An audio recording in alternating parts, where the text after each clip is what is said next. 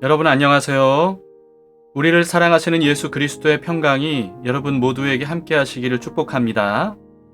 주님 앞으로 가까이 나아가서 오늘의 삶도 주님께 온전히 산 제사로 올려드리도록 합시다. 함께 기도하시겠습니다. 좋으신 하나님 아버지, 주님의 우리를 향한 사랑을 믿고 오늘도 주님 앞으로 담대히 나아갑니다. 우리를 기쁘게 받아주셔서 우리의 삶을 선하게 인도해 주시리라 믿습니다. 오늘도 말씀과 성령으로 우리를 가득 채워 주시옵소서. 예수님 이름으로 기도합니다. 아멘. 함께 찬양하시겠습니다. 여호와께 돌아가자. 주님께 돌아가는 것만이 우리가 살 길임을 믿는 마음으로 함께 부르시겠습니다.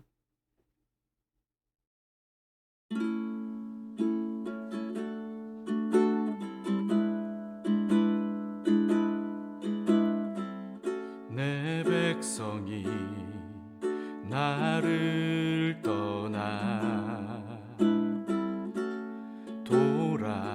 돌아섰지만 내 사랑이 내 백성을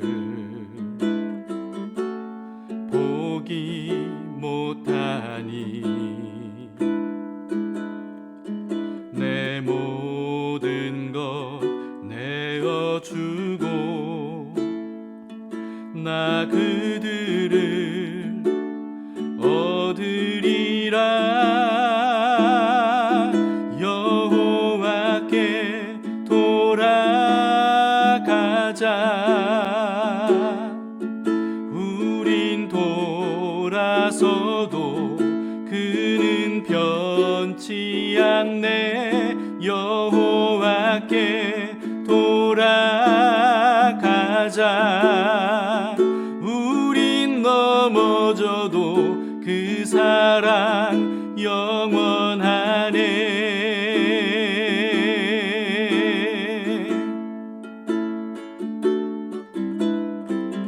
내 백성이 나를 떠나 돌아섰지만 내 사랑이 내 백성을 보기 못하니 내 모든 것 내어주고 나 그들을 얻으리라. 여호와께 돌아가자. 우린 돌아서도 그는 변치 않네. 여호와께 돌아가자. 우린 넘어져도 그 사랑 영원하네. 사랑은 오래 참고 자신을 내어주네. 서로 사랑할 때 세상은 주보네. 사랑은 절대 지지 않네. 사랑은 오래 참고 자신을 내어주네. 서로 사랑할 때 세상은 주보네. 사랑은 절대 지지 않네. 여호와께 돌아가자. 우린 돌아서도 그는 변치 않네. 여호와께 돌아가자.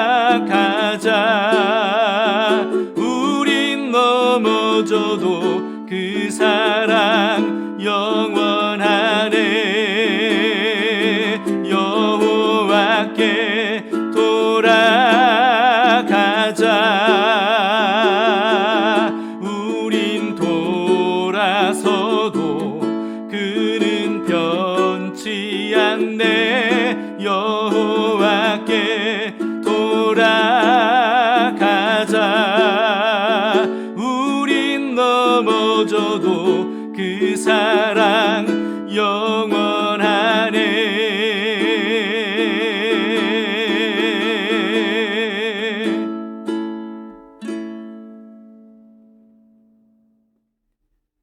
오늘 하나님의 말씀을 함께 보시겠습니다. 시편 79편 1절에서 13절입니다. 이방 나라에게 파괴된 예루살렘과 성전에 대한 슬픔과 탄식의 시입니다. 제79편 아삽의 시.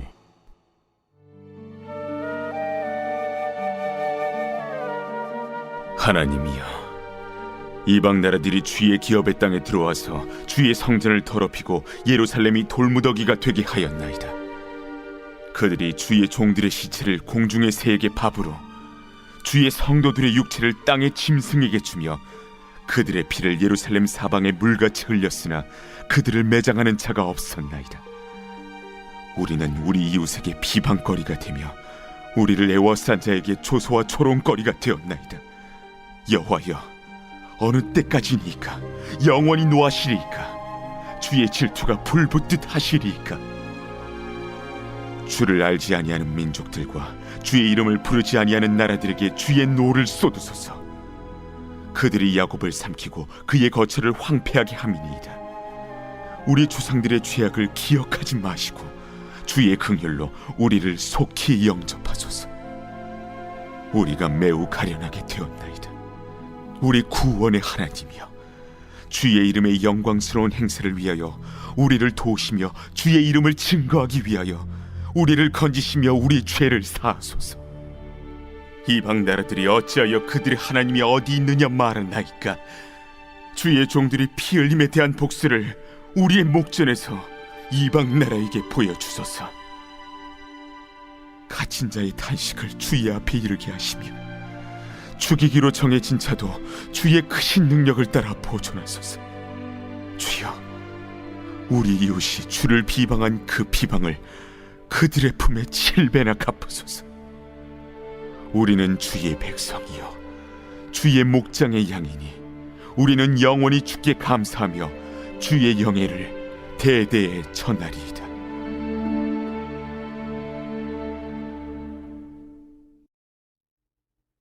1절을 보시면 이 시가 지어진 때와 상황을 알 수가 있습니다. 1절을 보시겠습니다. 하나님이여, 이방 나라들이 주의 기업의 땅에 들어와서 주의 성전을 더럽히고 예루살렘이 돌무더기가 되게 하였나이다. 여기서 주의 기업의 땅은요, 이스라엘을 의미하죠. 주의 성전을 더럽히고 예루살렘이 돌무더기가 되게 한 이방 나라는 바벨론입니다. 바벨론의 느부갓네살 왕은요, 남유다를 4번 침공을 했고 3차례 대규모로 포로들을 사로잡아서 끌고 갔습니다.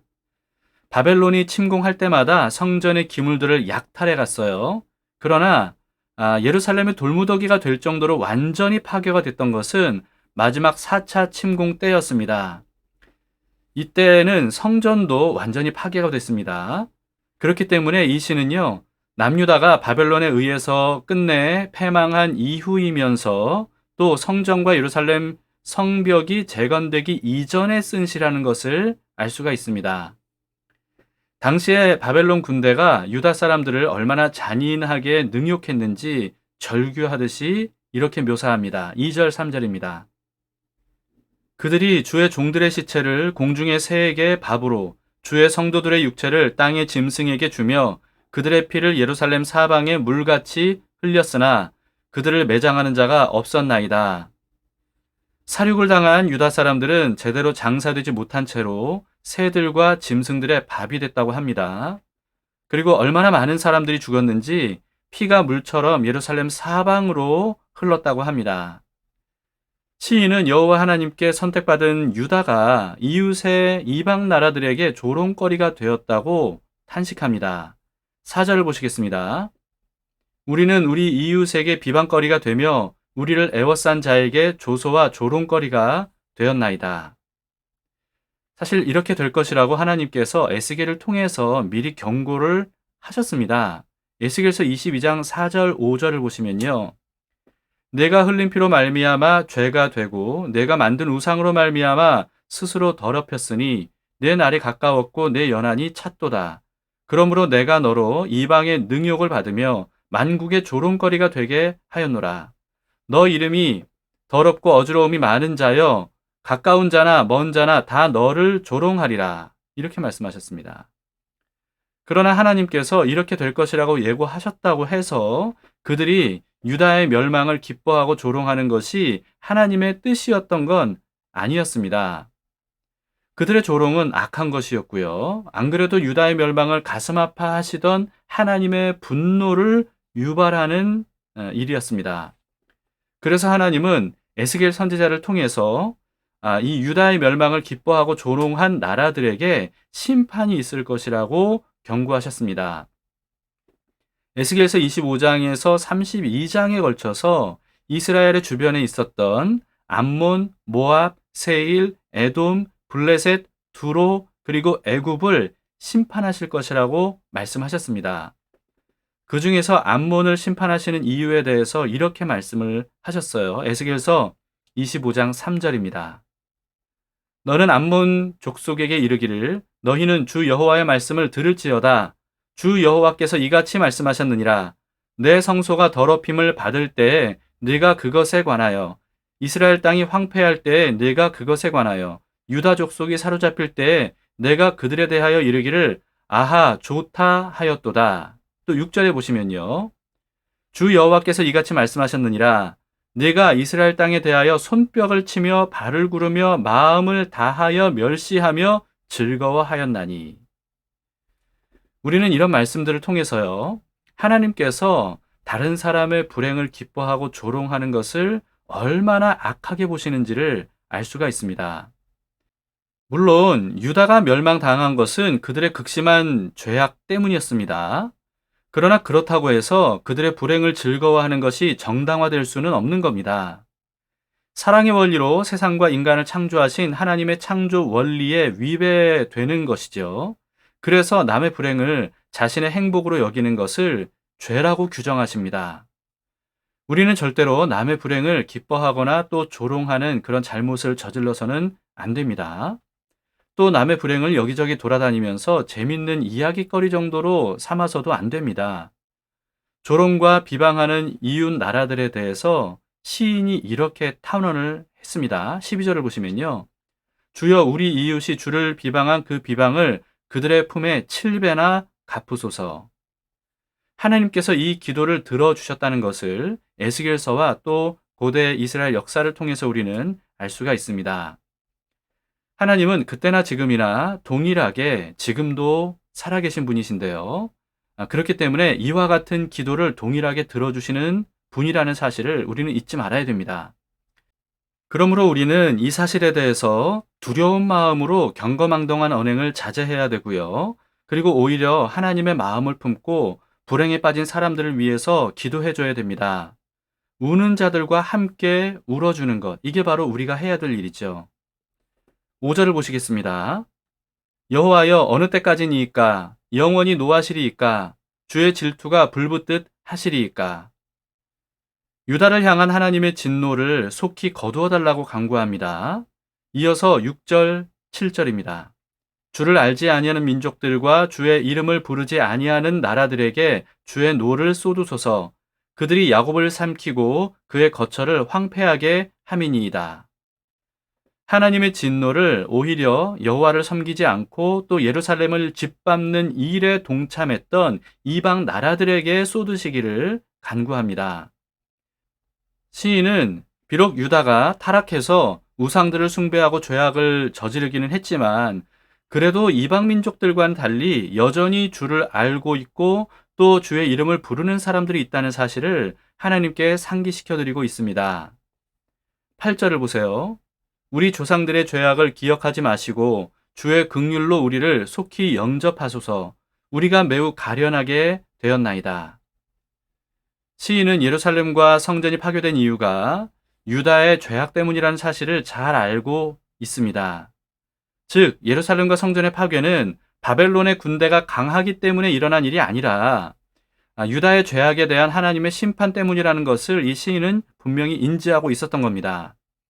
그렇기 때문에 시인은 유다가 하나님께 죄 용서를 받기만 하면 바벨론이 얼마나 강한지와 상관없이 하나님께서 유다를 다시 회복시켜 주실 것이라고 믿고 있는 겁니다. 실제로 성전이 파괴된 이유는요, 그 전에 하나님의 영광이 성전을 떠나셨기 때문이라는 것을 하나님은 에스겔을 통해서 알려주셨습니다. 에스겔서 8장에서 11장에는요, 하나님께서 에스겔에게 환상을 통해서 하나님의 영광이 예루살렘 성전에서 떠나가시는 장면을 보도록 해주셨다는 것을 우리가 보게 됩니다. 그런데 그 기록을 보면요, 하나님의 영광이 지성소에서 순식간에 사라져버린 게 아니고요, 아주 천천히 점진적으로 떠나가시는 모습으로 묘사가 되어 있습니다. 그걸 보면 마치 성전을 떠나고 싶지 않아서 발걸음이 차마 떼어지지 않는 듯한 그런 모습으로 보여집니다. 그런데도 하나님의 영광이 결국 성전을 떠날 수밖에 없었던 이유가 뭐냐 하면요, 유다가 하나님을 버리고 거부하고 떠났기 때문입니다. 하나님의 영광이 성전에 계셨을 때에는요, 아무리 이스라엘이 약하고 또 이방 나라들은 강했다 할지라도 하나님은 그 누구도 이스라엘을 이길 수 없도록 강한 방패와 산성이 되어 주셨습니다. 그동안 이스라엘이 주변의 강한 나라들 사이에서도 굳건할 수 있었던 이유는요, 하나님께서 이스라엘과 함께 하셨기 때문이었죠. 그런데 이스라엘이 하나님을 버리고 우상들을 숭배하면서 하나님께서 금하셨던 죄악들을 자행했던 겁니다. 수많은 선지자들을 보내주셔도, 그래서 강력하게 여러 가지로 경고해 주셔도 이들은 듣지 않았습니다. 그래서 결국 하나님께서 성전과 예루살렘을 떠나셨던 겁니다. 하나님이 떠나신 성전과 예루살렘은요, 맹수들 사이에 있는 목자 없는 양과 같은 신세가 되고 말았습니다. 그래서 즉각 잡아먹힐 수밖에 없었던 거죠. 이와 같이 유다가 바벨론에게 멸망을 당했던 것은 군사력의 문제가 아니었던 겁니다. 우상들을 하나님 대신에 숭배하면서 하나님을 저버렸기 때문이죠. 이와 같은 이스라엘의 역사를 보면서 오늘날 교회는요, 정말 정신을 바짝 차려야 됩니다. 교회가 하나님 대신에 우상을 숭배하면 이렇게 될 수밖에 없다는 사실을 가급적 최대한 빨리 깨달을 수 있어야 됩니다. 오늘날 교회에 정말 얼마나 많은 우상들이 들어와 있습니까? 돈, 권력, 유명세, 성공, 또 건물, 직분 등등 정말 셀 수 없을 정도의 많은 우상들이 오늘날 교회 안에 가득한 것을 보게 됩니다. 하나님은 그런 우상들과 함께 하실 수가 없는 분이십니다. 하나님의 인도하심이 아니라 우상들을 따르는 사람들에게 하나님은 절대로 만홀히 여김을 받지 않으시는 분이십니다. 예루살렘 성전에서 하나님의 영광이 떠나셨지만 겉으로 보기에는 이전과 똑같은 성전으로 보였을 겁니다. 그래서 무슨 문제였는지 유다인들은 깨닫지 못했을 거예요. 그와 마찬가지로 오늘날 교회들이 겉으로 보기에는 성전처럼 보여도 하나님의 영광이 떠나게 되면요, 언제 무너질지 모르는 돌무더기에 불과할 뿐입니다. 우리는 오늘 본문을 통해서 시인처럼 기도해야 됩니다. 외부적 요인 때문에 교회가 망하는 게 아니라 내부적으로 하나님을 멀리 떠났기 때문에 교회가 망하는 겁니다. 코로나 때문도 아니고요, 정부 때문도 아니고 다른 종교들이나 또 이단들이나 또는 무신론자들 때문에 교회가 망하는 게 아닙니다. 돈이 없어서도 아니고 사람이 없어서도 아니고 외부적인 박해를 받아서도 아닙니다. 교회가 스스로 하나님을 떠나게 되면 그때 교회가 망하게 되는 겁니다. 그렇다면 외부적 요인에 대한 기도가 아니라 내부적 죄악을 용서해 주시고 또 다시금 하나님께서 교회로 돌아오셔서 다스려 주시도록 구하는 것, 이게 바로 우리가 교회를 위해서 기도해야 될 제목이죠. 9절을 보시겠습니다. 우리 구원의 하나님이여, 주의 이름의 영광스러운 행사를 위하여 우리를 도우시며 주의 이름을 증거하기 위하여 우리를 건지시며 우리 죄를 사하소서. 하나님께 매를 맞고 세상에서 조롱을 당하는 문제를 해결할 수 있는 방법, 여러분, 그것은 이 방법밖에 없는 겁니다. 주님께 회개하고 돌아가는 거죠. 10절을 보세요. 이방 나라들이 어찌하여 그들의 하나님이 어디 있느냐 말하나이까? 주의 종들이 피 흘림에 대한 복수를 우리의 목전에서 이방 나라에게 보여주소서. 어떤 면에서 이방 나라들이 하는 말은 사실이었습니다. 유다가 하나님을 버렸기 때문에 하나님께서 유다를 버리셔서 그들과 함께 계시지 않았던 거예요. 그래서 그들의 하나님이 어디 있느냐? 이렇게 말하는 거죠. 그래서 시인은요, 이방 나라들이 다시는 그렇게 말할 수 없게 해달라고 간구하는 겁니다. 이스라엘로 돌아와 주시기를 구하는 거죠. 11절을 보세요. 갇힌 자의 탄식을 주의 앞에 이르게 하시며 죽이기로 정해진 자도 주의 크신 능력을 따라 보존하소서. 하나님께서 돌아오셔서 기도를 들어주시기만 하면, 그러면 외부적인 상황이 아무리 나쁘다 할지라도 교회는, 이스라엘은 회복될 수 있다는 겁니다. 그 사실을 믿고 오직 하나님께서 주인 되시는 교회와 가정과 삶이 될 수 있도록 동일한 마음으로 기도할 수 있기를 바랍니다. 13절을 보시겠습니다. 우리는 주의 백성이요 주의 목장의 양이니 우리는 영원히 주께 감사하며 주의 영예를 대대에 전하리이다. 시인은 이스라엘이 여전히 주의 백성이고 또 주님의 양이라고 고백합니다.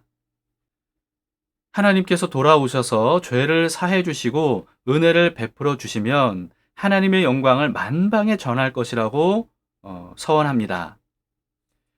남유다 백성들은 하나님을 버리고 온갖 우상들을 섬기면서 이방 민족들과 다를 바 없는 죄악된 삶을 살았죠. 그래서 결국은 망하게 된 거 아니겠습니까? 그럼에도 이스라엘이 회복될 수 있는 이유가 뭐냐 하면요, 오늘 본문의 시인처럼 오직 하나님만을 의지하고 하나님께 간구하는 믿음의 사람들이 있었기 때문입니다.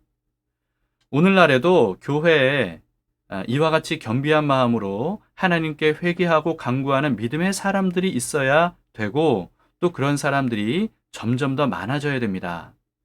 그러면 하나님께서 기다리셨다는 듯이 기쁘게 교회를 다시 회복시켜 주시고 하나님께서 교회에 함께 하신다는 사실을 세상에 분명히 보여서 알게 해 주실 겁니다.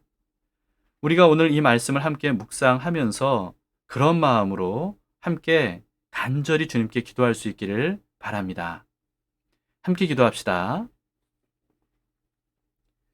주님, 이스라엘의 패망을 통해서 가슴 아프게 주님께 기도하는 오늘 시인의 기도를 우리가 보면서 한국교회를 떠올리게 됩니다.